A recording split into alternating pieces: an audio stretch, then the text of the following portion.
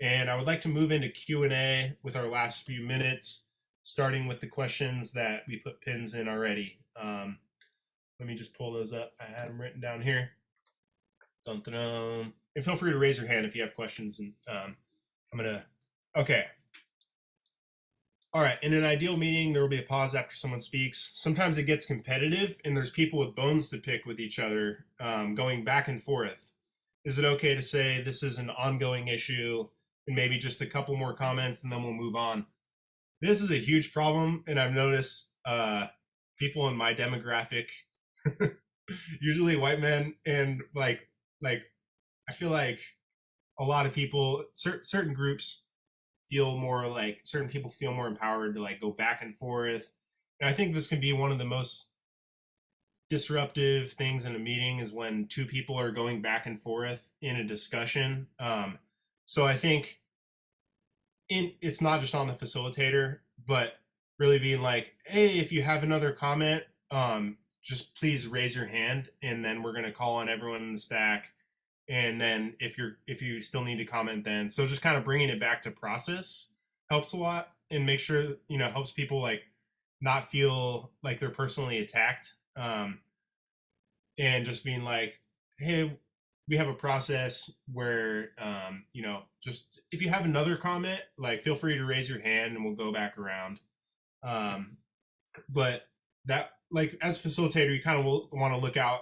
Sometimes it's very well intentioned and creative, people going back and forth, one and then the other, and then someone might directly address another person, and then there's all kinds of nuance, because sometimes you do want to leave room for direct responses, and then say someone asks a question, oh, what about that? And then I've seen things like point of information. There's complexities that can come about where it's like, if you have a direct response, you don't want to wait 12 comments. So leaving room for things like direct responses, but not allowing or not necessarily encouraging, be like, I have a direct response, but actually it's just my comment and I want to go next. Um, there's a lot of that, like people that might, they're like, they might leverage some kind of process to jump in front of other people. We want to avoid that.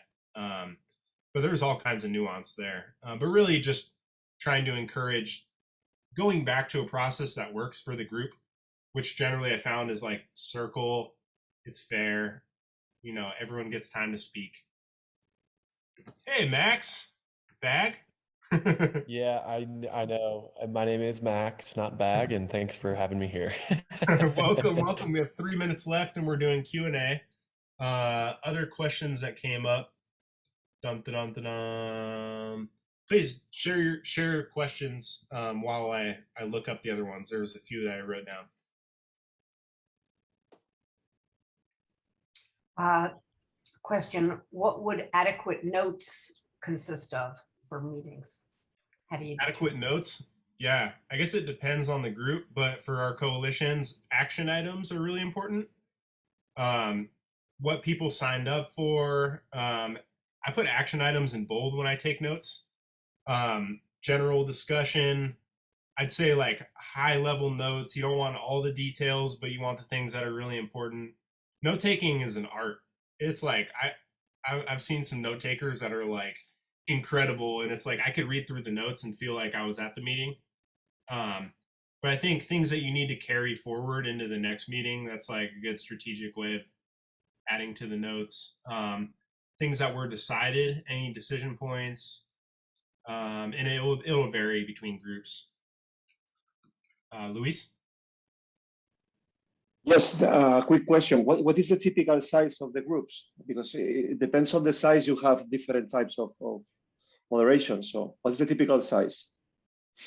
Of groups that I'm part of? On meetings, I mean. Yeah. When you have a meeting, what is the typical size of the group? Yeah, I would say between like 6 and 12. This is a really big one. This is like this is awesome.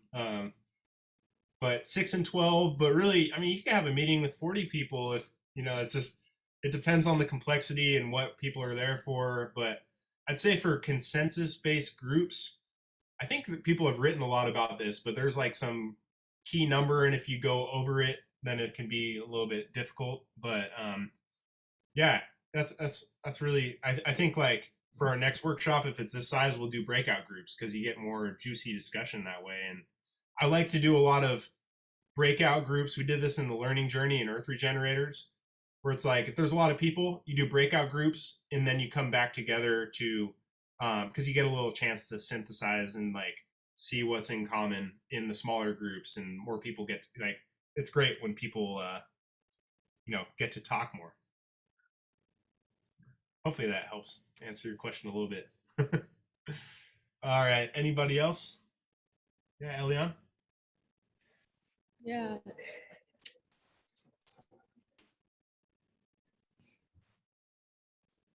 Sorry, this doesn't work so well. Okay, can you hear me fine like now? Yeah. Okay. Sorry about that. So this is not a direct response, just more of, so in this group, it feels like most people have some sort of knowledge or awareness around consensus and around these kinds of processes and being inclusive. But I work, for example, with university students, and I hold learning journeys on Zoom, and I've been doing that for many years. And what I would like to know maybe for next time, and I can add this onto the agenda, but is how do we frame this kind of engagement? Because when you open up, for example, the last exercise that you just did about, needing someone to go with the thumbs down to go through the motions of the exercise, say if I were to open up that space to a group that's not yet so comfortable with that opening, the engagement and the sincerity behind it may not be there, or it may not be constructive, right? Mm-hmm. So I would like to know a little bit more, how do we make the invitation into these spaces? What's the reason behind it? And how do we frame that invitation? Yeah, and I also wanted to make an offer. I'm very well versed with Zoom tech stuff, so I'm happy to share some tips at some point if you want to include that in some agenda. That sounds great. And I think for the next workshop, I would like other people, because I know I'm not the only facilitator in this room. There's some expert facilitators right here. And maybe we could do it more collaboratively, put on a workshop and each have our own little section. Because I know there's people in here that like, you do this stuff better than I do. I'll be like, I don't want to be talking the whole time.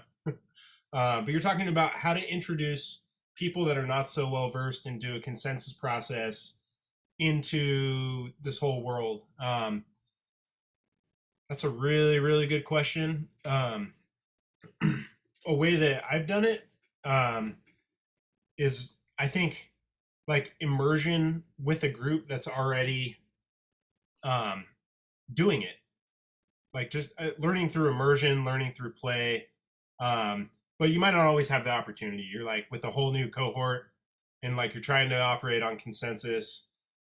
Yeah, how to bring people in. I think there's some really good guides, which I will share in the comments in Earth Regenerators. Aorta Collective is one of them. They do really good work. So like, I think just like giving them a little bit of structure really helps. I would be willing to do like I could, there are facilitators that could be like, do a little workshop with people that have never heard of consensus process before. So like, I don't necessarily have an answer to that question. I guess I could why don't I open it up? Like, how do you introduce a whole group of people to the consensus process that have never engaged with it before? Yeah, Brent? Yeah, I feel like I'm apt to address this question because I tried to do it with the STOA. I actually did a workshop on consensus building and it was a bit of a disaster. And, I always take responsibility for that partly, but part of what I was trying to do in the session, because, it was impossible to cram everything into it and you want to just introduce the concept to people. I wanted to get the group to help me design that very invite that we're talking about, right? And this failed for various reasons, but just the point is to say that this is an important question that I think a group like this has to create and effectively deploy. And I was Yeah, I was trying to just, pitch the group in a kind of new sense about the merits of consensus building, the need for it in polarized times, in times of uncertainty and low trust, and how it's an effective tool towards towards correcting all those pathologies. Yeah, so like I said, it kind of failed for various reasons. I think it was too much info packed into too tight of a time, and we had a very brief breakout groups where I wanted people to, in a small group of 3 to 4 people, just to agree that we should build consensus and that maybe we should come together to make a pitch for a broader movement, a broader project to have these workshops on an ongoing basis.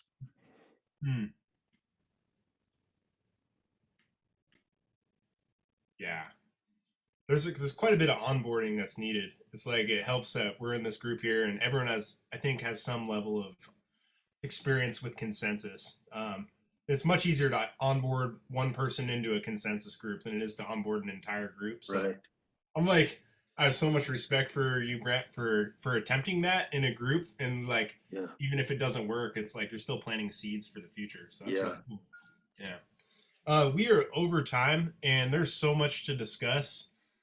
I would like to wrap up now, and it sounds like we're going to do a part 2, and I would like to make it more like less of me talking and more tapping into the wisdom and expertise of this group. So I will organize something that will help us start that process, and maybe some kind of survey too, which I will send to you all, just so we can see what we want to do next time and how this one went. So yeah, thank you so much for all gathering here today. Thank you. Great It's really job. awesome. Great job. Thank you. And yeah, I'm gonna post the Google Doc. Yeah. And yeah, we'll move on from here. Yeah. Thank you all so much. Thank you, David. Everybody else. Thank you. Bye-bye. Thanks, everyone. See you on Earth, regenerators. Thanks. Bye. Goodbye.